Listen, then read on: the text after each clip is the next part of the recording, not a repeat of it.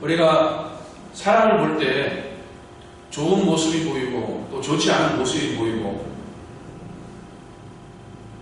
어떤 경우에는 한 면만 보기도 하고 보통 그러죠. 그러면서 그 사람을 판단을 하죠.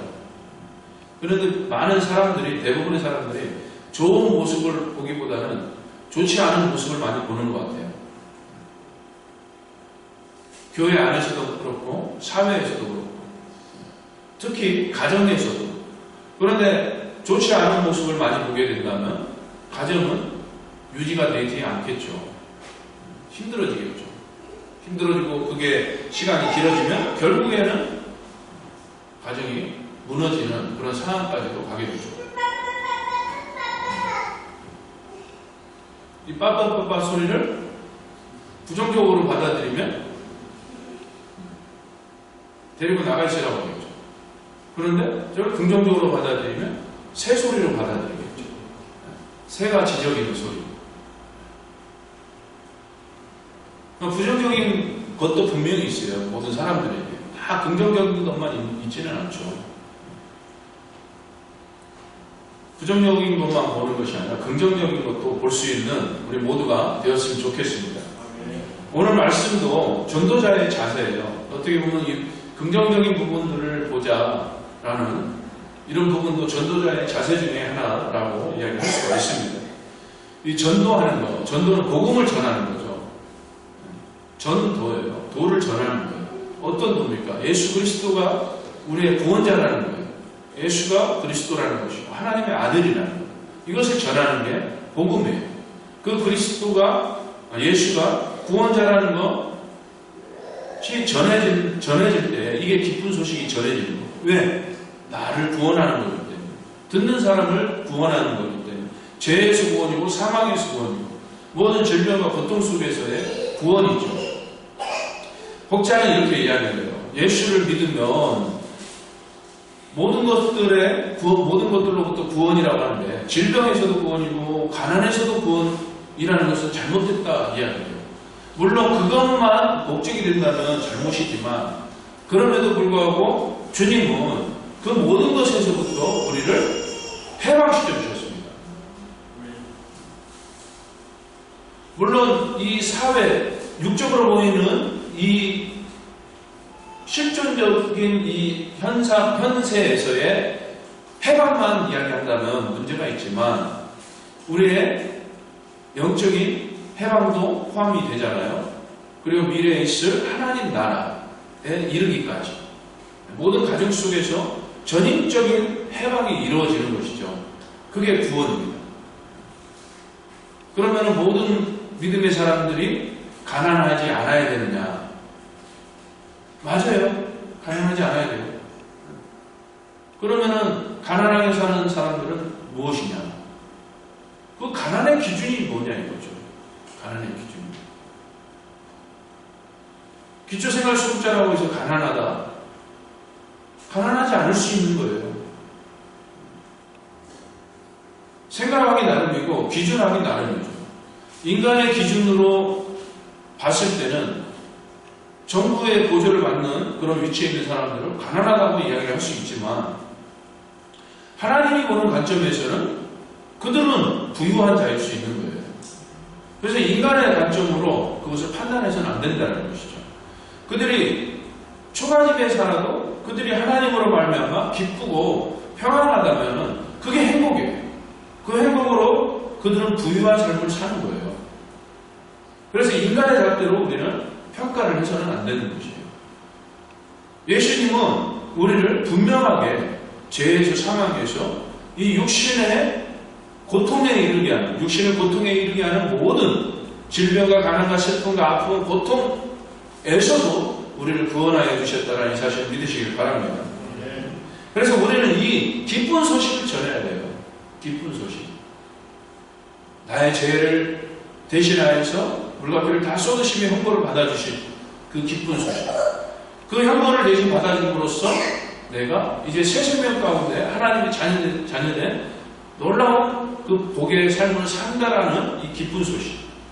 이 소식을 전하는 것이 바로 그리스도인의 사명입니다. 그런데 이 사명, 이 복음을 전할 때 정말 효과적이고 효율적으로 전할 수 있어야 되겠죠. 그 효과적이며 효율적으로 전할 수 있는 방법은 무엇인가? 이것을 우리가 고민해 보지 않을 수가 없어요. 그래서 단순하게 전단지 들고 단순하게 사탕 하나 들고 나가서 전하고 예수 믿으세요. 이 단순한, 물론 이것도 필요하지만 이거보다 좀 더 효율적이고 효과적인 방법을 고민을 해봐야 된다는 것이죠. 그게 바로 생각하는 사람의 모습이에요.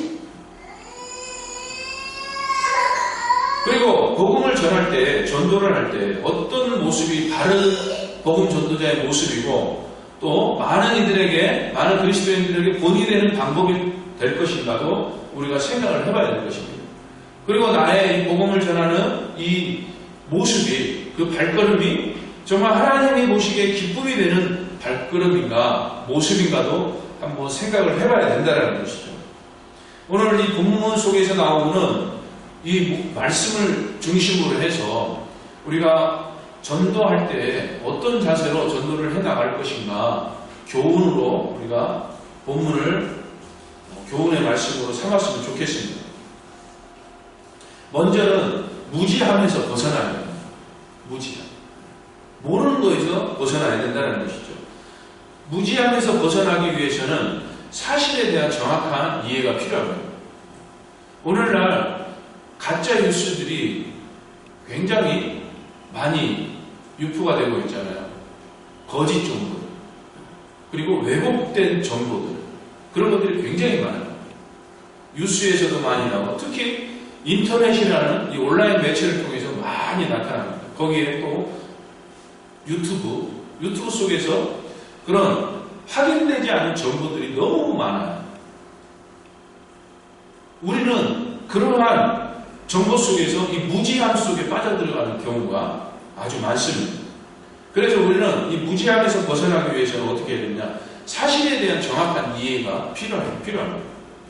조금 우리 이성적으로 그리고 상식적으로 이해가 안 되는 그런 내용이다. 그러면 그것을 그대로 받아들이면 무지함 속에 빠져들어가는 것이죠. 그것을 우리가 상황을 파악을 하는 거예요. 그 상황을 우리가 정확한 사실인지 팩트 체크를 해야 되는 거예요. 확인을 해봐야 되는 것이죠. 그 속에서 우리는 그 무지함 속에서 탈출할 수가 있는 거예요. 그것을 생각 없이 받아들이면은 악이 되는 거예요. 악. 무사히 속에 생각하지 못하는 그 상황 속에서 악의 길로 들어가는 거예요. 그래서 우리는 그 악의 길에 무지함 속에 참여하지 않기 위해서는 사실을 확인하는 필요가 있다는 것이죠. 자, 바리새인들이 오늘 본문에 나오는 내용이 바리새인들이 이 요한의 실체를 알고자 제사장들과 레위인들을 파송했어요. 제사장들과 레위인들이 세례 요한을 찾아가서 너가 누구냐 물어봐요. 너가 성경에서 이야기하는 엘리야냐 물어봐요. 너가 성경에서 이야기하는 그 선지자냐 물어봐요. 그러니까 실체를 파악하고자 갔어요. 그래서 세례 요한은 뭐라고 얘기를 합니까? 나는 그리스도가 아니다. 나는 아니다. 아니라 세 번 대답을. 세 번 물어보니까 세 번 대답을 하는 거예요.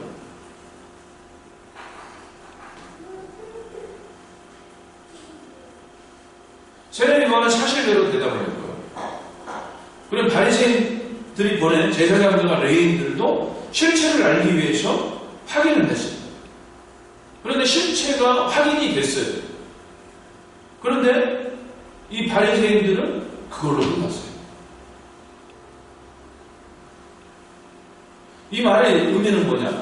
바리새인들도 제사장들도 레위인들도 성경에서 이야기하고 있는, 즉 구약 성경에서 약속한 그 선지자, 그 메시아를 기다리고 있었어요. 저 유대인들은 오늘도 기다리고 있죠. 그런데 그 기다리는 그 메시아가 세례 요한이 아닌, 세례 요한이 이야기하고 있는 지목한 예수가 그리스도라는 것을 확인시켜 줬음에도 불구하고 그들은 자신의 그 무지함 속으로 더 들어가는 거예요. 교회 안에도요, 이런 사람들이 너무 많습니다. 그 사람들은 이 실체가 전해짐에도 불구하고 예수가 우리의 구원자라는 것이, 하나님의 아들이라는 것이, 그가 참 하나님이라는 것이 전해짐에도 불구하고 그것을 받아들이지 않아요. 여전히 자기 생각에 갇혀서, 그리고 자기 지식, 자기 경험에 갇혀서 그것을 받아들이지 않는 것이죠. 무지함 속에서 헤어나오지 못하고 있는 그런 모습을 볼 수가 있습니다. 우리가 알아야 될 실체가 바로 이 예수 그리스도입니다. 하나님과 예수 그리스도를 아는 것이죠. 복음 전도자는 이런 실체를 명확하게 이해하고 있어야 된다는 것입니다. 요한복음 17장 3절에서 이야기하죠. 영생은 곧 유일하신 참 하나님과 그가 보내신 아들 예수 그리스도를 아는 것이라고 했어요. 이게 영생이에요. 이게 구원이에요. 하나님과 유일하신 하나님, 유일신 야훼, 여호와 하나님을 아는 것이고, 또 이 하나님이, 유일하신 하나님이 보내신 그 아들 예수 그리스도를 아는 것이라고 이야기하고 있어요. 성부, 성자 하나님, 그리고 성령 하나님, 삼일체 하나님을 아는 것이 구원이라고 말씀을 하고 있습니다. 우리가 알아야 되는 실체가 바로 이거예요. 여기에 대한 정확한 이해와 정확한 지식을 바탕으로 해서, 즉 무지함에서 벗어나서 이제 이 복음을 들고 세상으로 나가야 되는 거예요. 이 실체를 정확하게 이해를 했다면은, 또 중요한 것은 이해된 것을 명확하게 받아들여야 되겠죠. 지금 오늘 본문에 나오는 이 제사장들과 레위인들은 정확한 실체가 확인이 됐음에도 불구하고 그것을 받아들이지 못했어요. 그들이 묻는 이유가 뭐였습니까? 구약의 선지자들이 예언한 선지자, 즉 메시아인가를 확인하려고 하는 거였죠. 신명기 19장 15절 말씀을 보면은, 내 하나님 여호와께서 너희 가운데 내 형제 중에서 너를 위하여 나와 같은 선지자 하나를 일으키시리니 너희는 그의 말을 들을지니라. 신명기 19장 15절에서 나오는 이 말씀이 의미하는 게 뭐냐면은, 선지자를 세우는데, 하나님께서 선지자를 세우는데 모세 이후에 세워지는 선지자들을 이야기해요. 그게 첫 번째 담겨있는 의미고요. 그 말씀처럼, 그 담겨있는 의미처럼 모세 이후에 많은 선지자들이 세워졌죠. 그 다음에 두 번째 의미는 뭐냐면은, 많은 선지자들이 세워진 그 이후에 메시아의 오심을 예언하고 있는 내용의 말씀입니다. 바리새인들은 그것을 알고 있었어요. 이 서기관들, 제사장들과 레위인들, 이들도 이 말씀에 대한 의미를 알고 있었어요. 그럼에도 불구하고 믿지 못하였던 것이죠. 그리고 세례 요한이 실체를 밝혀줬음에도 불구하고 그것을 받아들이지 않았다는 것이죠.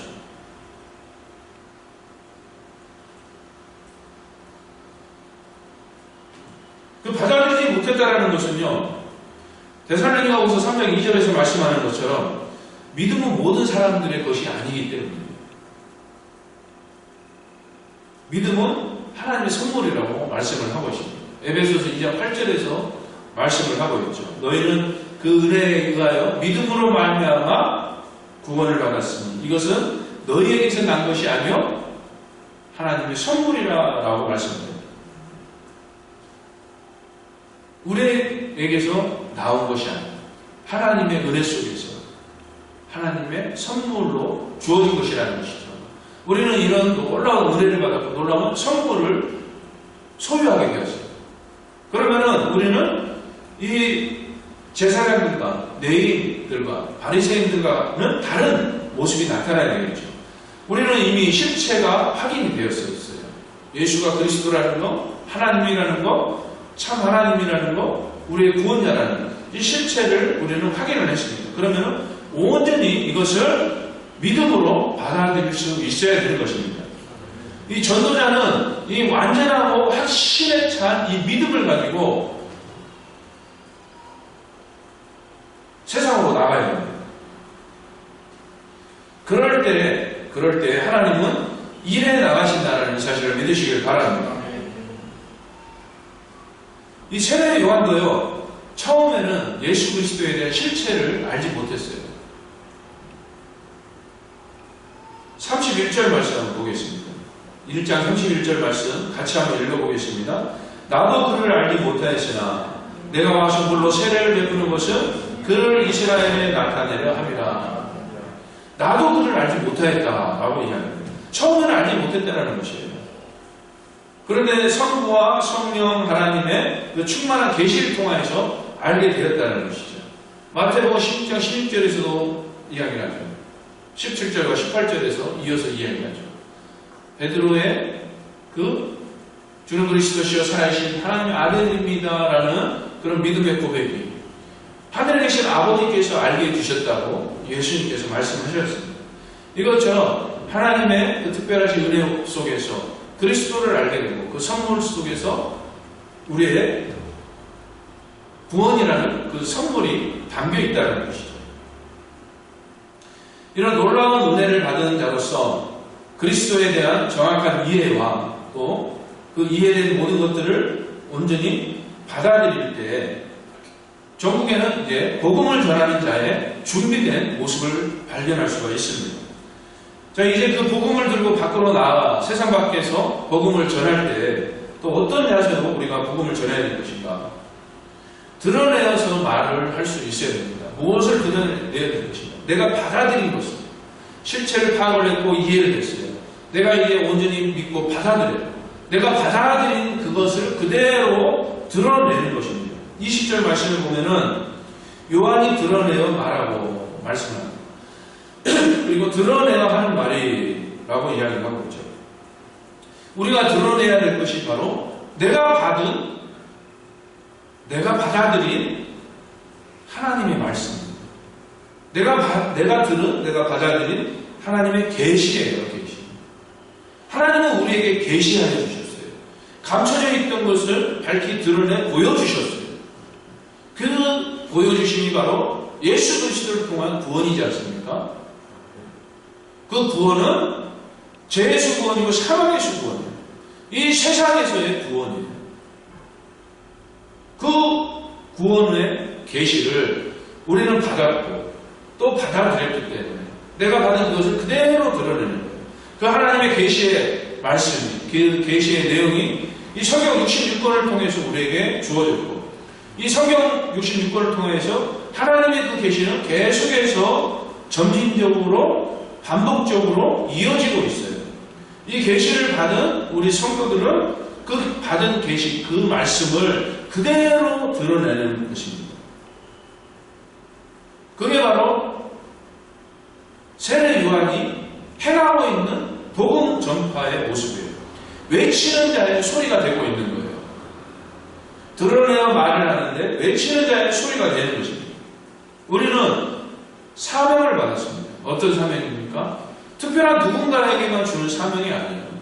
주님이 주신 이 사명은 모든 그리스도인들에게 균등하게 주어진 사명입니다. 가서 제자 삼으라는 것이에요. 땅끝까지 이르러 그리스도를 증거하라는 것입니다. 가서 모든 민족으로 제자를 삼는데 어떻게 하라고 했습니까? 가르쳐 지켜 행하라 라고 말씀드렸습니다.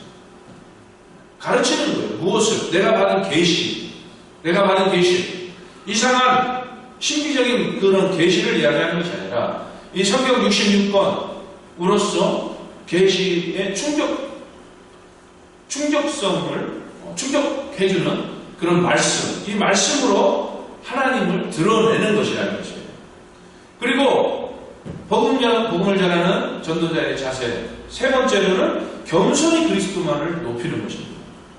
세례 요한은 어떻게 했습니까? 나는 그의 신발끈을 풀기도 감당하지 못하겠노라 라고 이야기를 합니다.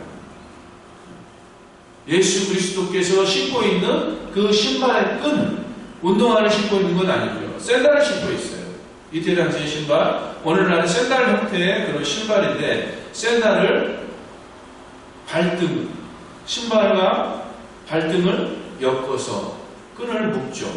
그 신발 끈을 이야기합니다. 가죽 샌들의 끈을 이야기하는 것이죠. 이때 당시에 집안에 노예 제도가 있었어요.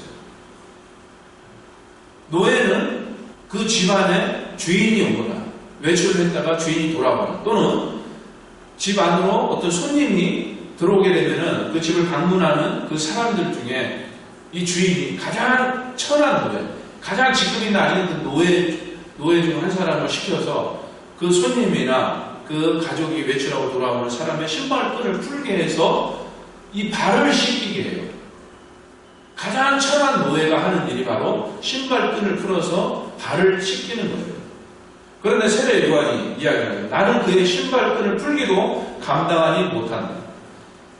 감히 이 그리스도 대신 예수에게 가장 귀천한 종이 신발끈을 푸는 가장 귀천한 그 종보다도 나는 못하다라고 자신을 지극히 낮추는 그런 모습을 보이고 있는 거예요. 이 모습은 뭡니까? 복음을 전할 때 하나님만을, 그리스도만을 온전히 높이는 그런 모습을 보이고 있는 거죠. 복음을 전하는 자의 모습이 바로 이런 모습이 되어야 되는 것이죠. 내가 받은 그 계시의 말씀들을 외치는 자의 소리가 되어서 겸손한 모습으로 그리스도만을 높이는 그런 모습이 나타나야 된다는 것이죠. 복음을 전하는 그 모습 속에서 내가 행하고 있는 이 행동, 그리고 내가 쏟아내고 있는 이 말씀 한마디가 하나님께 완전히 영광이 되어지는 생각으로, 그 목적으로 행해야 된다는 것입니다.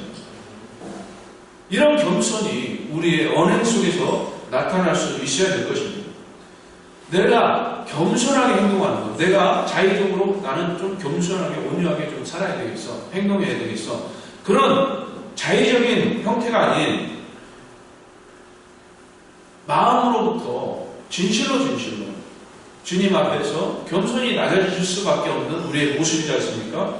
그런 모습으로, 그런 마음을 품고 있는 모습으로 그게 우리의 몸 밖으로 나타나야 된다는 것입니다. 그런 모습은 그 복음을 받아들이는 사람들이 편안하게 그 모든 것들을 받아들일 수 있을 것입니다. 그 모습이 겸손하게 하나님만을 나타내는 그 모습이 상대방을 편안하게 할 것이고 또 한편으로는 그 마음을 열게 할 것입니다. 그 복음이 전해지는 그 순간에는 성령께서도 함께 하시기 때문에 그 하나님께서 함께 하시는 하나님께서 그 겸손한 마음으로 온전히 하나님만을 드러내는 그 외치는 자의 그 소리 속에서 하나님은 일해 나가실 것입니다. 그 속에서 그 전해지는 그 메시지가 단호한 메시지로 나와줘야 될 것입니다.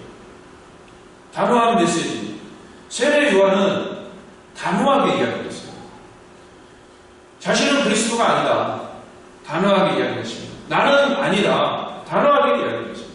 아니라! 라고 단호하게 대답을 했습니다. 그리스도를 증거하는 자의 모습이 바로 이런 단호한 모습이 나와야 되는 것입니다. 마태복음 5장 37절에서 이렇게 말씀을 합니다. 오직 너희 말은 옳다, 아니라 하라. 이에서 지나는 것은 악으로부터 나느니라. 대답을 할 때, 이야기할 때 옳다, 아니면 아니다 라고 이야기하라는 거예요. 이것도 아니고 저것도 아니면 악으로부터 나느니라. 악한 생각을 가졌기 때문에 이것도 아니고 저것도 아니고, 그리고 이것도 아니고 저것도 아니라고 한다는 것은 악한 것이 될 수 있다는 거예요. 이 말이 의미하는 것인데 너무나도 깊이가 있죠. 굉장히 깊이가 있는 의미이죠. 옳고 그름에 대한 정확한 답변을 하라는 거예요. 옳고 그름에 대한. 특히나 복음을 전하는 자의 모습 속에서. 그리고 지금 이 순간에도 복음이 전해지고 있어요. 말씀을 전하는 그 입장에서는 옳고 그름에 대한 정확한 답변을 해야 된다는 거예요. 옳고 그름에 대한 정확한 메시지를 전해야 된다는 것입니다. 사람들은 어떻습니까? 듣기 좋은 소리만 듣기를 원해요. 듣기 좋은 것만을 듣기를 원한다는 것이죠. 좋은 소리만을 듣기를 원한다는 것이죠. 그러다 보니까 이 교회에서는 사라지고 있는 것이 있어요. 쓴소리가 사라져요. 쓴소리가. 그리고 사람들과의 관계 속에서도 좋은 소리만 나오죠. 좋은 소리만 나온다라는 것은 그 관계가 좋은 것 같지만 형식적인 관계로 이어지죠. 그렇지 않을까요? 물론 좋은 소리만 보고 간다면 형식적인 관계여도 좋은 관계처럼 보여지겠죠. 다툼이 없어지고 분란이 없어지기 때문에. 그런데 우리는 이 사람과의 대인관계 속에서 나타나는 그런 모습의 복음이 아닌 우리가 받은 그리고 우리가 전해야 될 그 복음, 계시된 그 계시를 받은 그 내용의 말씀을 있는 그대로 스피커가 되어서 그대로 전해 나가야 된다는 것입니다. 쓴소리가 사라지고 있는 교회 안에서 쓴소리를 할 수 있어야 돼요. 그리고 세상 속에서도 쓴 메시지를 전해 나갈 수 있어야 될 것입니다. 교회 안에서의 메시지는 어떻습니까? 물론 모든 교회가 다 그렇지는 않지만 괜찮아, 할 수 있어. 주로 이런 메시지가 많이 나타나죠. 물론 그런 메시지도 당연히 필요합니다. 그런 메시지가 불필요하다는 것은 결코 아니에요. 그거와 더불어서 하나님 나라의 메시지가 나와야 되겠죠. 미래에 있을 영적인 것이기 때문에 뒤로 밀어두는 것이 아니라 우리가 도무지 이성적으로 이해할 수 없는 그런 내용의 복음도 사실이기 때문에 그런 복음도 단호하게 전해져 나가야 된다는 것입니다. 천국 복음이 전해져야 될 것이고 그리스도의 십자가와 부활의 복음이 전해져야 되는 것이고 또 회개의 복음이 전해져야 되는 것이에요.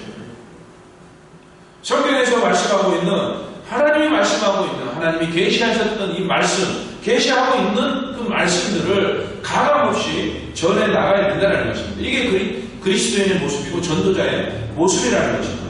그런 단호한 메시지가 곧 받아들이는 사람들에게는 약이 되는 것이에요. 성경에서는 우리에게 이렇게 말씀을 합니다. 뜨겁든지 차갑든지 하라라고 말씀을 합니다. 분명한 메시지가 필요한 시대에 우리가 살고 있습니다. 보통 타협을 많이 하고 합리화시키는 그런 모습들을 많이 바라볼 수가 있죠. 그러나 오늘처럼 타락한 모습이 극에 달하고 사실 굉장히 많이 타락했어요. 저는 제가 성경을 연구하는 그런 사람이기도 하지만 이런 부분을 한번 연구를 해보고 싶어요. 성경에 보면은 멸망을 당하는 그런 모습들을 많이 바라볼 수 있습니다. 대표적으로 노아의 홍수 사건으로 멸망을 당했어요. 인간 8명 빼고는 모든 살아있는 생물, 방주에 들어가 있는 모든 동식물을 제외하고는 모두가 다 진멸을 당했어요. 그 원인이 뭡니까? 인간의 타락이죠. 어떤 타락입니까? 성적 타락이었어요. 그리고 소돔과 고모라가 멸망할 때 인간이 타락했어요. 대표적인 것이 뭐였습니까? 성적 타락이었어요. 그리고 출애굽한 백성들이 3,000명이 진멸을 하는 그런 사건이 있었어요. 뭐 때문입니까? 성적 타락이었어요. 오늘날 이 성적 타락이라는 것은 성이 문란한 그것도 있지만 남자가 남자를 사용하고 여자가 여자를 사용하는 이런 동성애와 관련된 것이라고 저는 그렇게 보고 있어요. 그 부분에 대해서 좀 더 깊이 있게 연구를 해봐야 되겠지만 오늘날에 마찬가지예요. 우리나라도 마찬가지예요. 유럽 쪽도 마찬가지예요. 동성애가 합법화가 되고 있잖아요. 동성 결혼이 합법화가 되고 있잖아요. 그리고 동남아 지역에 있는 곳에서도 합법화되는 국가들이 있죠. 그런 국가들의 모습 속에서 그리고 이 복음을 기피하고 복음을 받아들이지 않는 그런 국가들의 모습 속에서 하나님은 계속해서 경고를 하고 있다고 저는 보고 있습니다. 온 지구상을 향해서 생명에 있는 하나님의 그 피조 세계 속에서 하나님은 계속해서 경고하고 있다고 저는 보고 있습니다. 이 자연재해가 하나님의 경고고 이 세계 속에서 일어나는 이해할 수 없는 그런 사건 사고들이 많이 나타나고 있지 않습니까? 그런 것들이 하나님의 경고라는 것이죠. 우리는 그 하나님의 경고의 메시지를 또 들여다볼 수 있어야 될 것입니다. 여러분, 지하철이나 길거리에서 이런 메시지를 전하는 사람들을 봤을 거예요. 요즘에는 그런 메시지를 전하는 사람들을 많이 찾아볼 수가 없는데, 예수 천국 불신 지옥이라는 메시지를 전하는 사람들을 많이 볼 수 있었습니다. 그런데 이 메시지가 사라지고 있죠. 최근 들어서 본 사람이 있나요? 듣는 사람이 있었을까요? 아마 없었습니다. 그런데 이 메시지가 사라지는 것, 이런 복음을 전하는 사람들이 사라지는 것이 과연 옳은 것인가? 아니면 그른 것인가? 한번 생각을 해봐야 되겠죠. 저도 이 부분에 대해서 한번 생각을 해봤습니다. 사실 예수 천국 불신 지옥이라는 이런 단호한 메시지는 혐오감을 일으켜요. 혐오감을 일으키기 때문에 그런 메시지는 지양을 해요. 하지 않아야 된다는 것이죠. 그런 형태의 전도받고 맞습니다. 여기에 저도 동의를 해요. 동의를 하지만 한편으로는 그런 단호한 메시지가 필요하다라고 생각을 하기도 합니다. 우리가 반드시 꼭 전해야 될 메시지 중에 하나예요. 정확한 메시지잖아요. 예수를 믿어야지만 우리는 천국을 갈 수가 있고, 그들이 예수를 믿어야지만 천국을 갈 수 있고, 또 우리가 예수를 믿지 않으면 불신이면 지옥에 가는 것처럼 그들이 예수를 믿지 않으면 불신이면 지옥을 간다는 이 얼마나 정확한 성경적 메시지입니까? 그런데 이것이 혐오적이라고 해서 무조건적으로 메시지를 반대하고 전하지 않는다는 것은 문제가 있다는 것이죠. 이것을 우리는 지혜롭게 전해야 돼요. 지혜롭게. 뱀처럼 지혜롭게.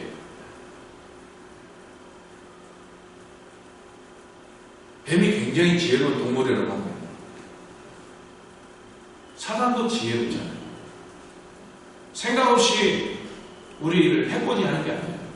다 계획을 하고 지혜롭게 행동합니다. 뱀을 사단이라고 지칭을 했죠. 뱀이 사단은 아니지. 저 기어다니는 뱀이 사단은 아니죠. 은의적으로 표현을 하는 것이죠. 실질적으로 뱀이라는 동물도 굉장히 지혜롭고 사단도 지혜롭고, 이 뱀을 의미하는 이 사단이 행하는 것처럼 우리 그리스도인들도 이 사단의 그 공격을 맞서서 대적을 해야 되는, 맞서 싸워야 되는 그 입장에서 지혜롭게 행해야 된다는 것이에요. 그래서 이 예수 천국 불신 지옥이라는 이 너무나도 좋은 이 메시지를 그저 사랑시킬 것이 아니라 지혜롭게 그 대상, 전해야 될 대상과 그리고 전해야 될 그 상황 속에서 지혜롭게 전해 나가야 된다는 것이죠.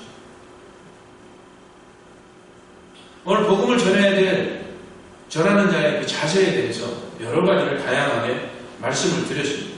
이 모든 것들을 참작을 해서 그 상황에 맞는 메시지가 적소적소에 어울리는 메시지가 나와줘야 될 것이고, 또 그 대상과 상황에 맞는 그런 바른 자세로서 복음이 전해져야 된다는 것입니다. 정확하고 지혜롭게 복음을 전하기 위해서는 계시의 말씀을 읽고 묵상하는 삶이 되어야 됩니다. 무엇이 하나님이 말씀하시고자 하는 것인가를 생각을 해야 됩니다. 그러면서 성령 하나님의 도우심을 간구하며 기도해야 됩니다. 그리고 주님이 주시는 그 능력을 힘입어서 강하고 담대하게 전해 나가야 됩니다. 그럴 때 하나님이 일해 나가신다는 사실을 믿으시길 바랍니다. 오늘의 말씀을 정리를 해보면은 복음 전하는 자의 자세입니다. 먼저는 드러내어 말할 수 있어야 됩니다. 무지함에서 벗어나고 그 성경에서 말씀하고 있는 그 말씀을 온전한 믿음으로 받아들이는 것을 드러내어 말할 수 있어야 된다는 것이죠. 외치는 자의 소리가 되어야 된다는 것이죠. 그 속에서 겸손하게 주님만을 높이는 모습이 나타나야 되고, 전하는 메시지는 단호해야 된다고 말씀을 드렸습니다. 마지막으로 하나만 더 말씀을 드린다면 절박한 마음으로 복음을 전해야 됩니다. 절박한 마음, 긍휼의 절박함, 사랑의 절박함이 필요해요. 그저 시간을 때우기 위해서 형식적으로 또 전도자의 발걸음이 아름답다고 하십니까? 이렇게 행하면 하나님이 기뻐하실 것이고, 또 이걸 함으로써 하나님께 상급을 받을 것이라는 그런 조건부적인 생각이 아닌, 조건부적인 전도가 아닌 절박한 마음으로 저 한 영혼을 구원하겠다는 절박함 속에서 저 죽어가는 그 영혼이 너무나도 불쌍하다는 그 긍휼의 절박함 속에서 저 영혼을 구원하여 하나님의 백성, 하나님의 자녀 삼겠다라는 그 사랑의 절박함으로 복음을 전하는 모습이 나타나야 될 것입니다. 주보 뒤에 보면은 하나의 예화를 적어놨어요. 어느 날 개구리 한 마리가 시골길에 나 있는 큰 구덩이에 빠졌어요.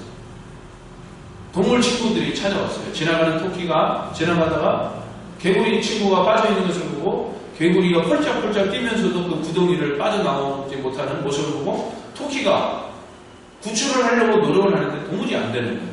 다른 동물 친구들도 와서 도와주려고 하는데 안 되는 거예요. 구덩이가 너무 깊어서.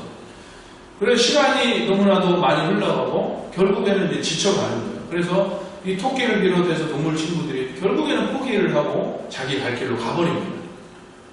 이렇게 한참 가고 있는데 토끼 뒤로 개구리가 훌쩍훌쩍 뛰면서 따라오는 거예요. 얘들아 같이 가 하면서. 그래서 토끼가 물어봐요. 우리가 너를 그렇게 구출하려고 노력을 했는데 재밌어요? 구출하지 못했다. 근데 어떻게 해서 거기를 빠져나올 수 있었니? 물어봐요. 개구리가 이렇게 이야기를 해요. 친구들 너희들이 가고 난 뒤에 바로 뱀 한 마리가 굴러 떨어졌어. 그래서 나는 살기 위해서 열심히 뛰었는데 그 구덩이를 빠져나올 수 있었어. 라고 이야기해요. 이 개구리에게는요, 무엇이 있었습니까? 절박함이 있었어요. 살고자 하는 이 절박함이 있었던 거예요. 이 절박함이 있으면요, 교회도 부흥이 돼요. 절박함이 있으면요, 사업도 번창해요. 여러분 목표를 세우고 이 절박한 심정으로 그 목표를 향해서 달려가려면 그 목표를 이룰 수 있습니다. 성공한 사람들의 공통점이에요. 이 절박한 마음으로, 절박한 심정으로 전도에 임하면은 놀라운 생명권의 역사가 일어날 줄로 믿습니다. 기도하시겠습니다.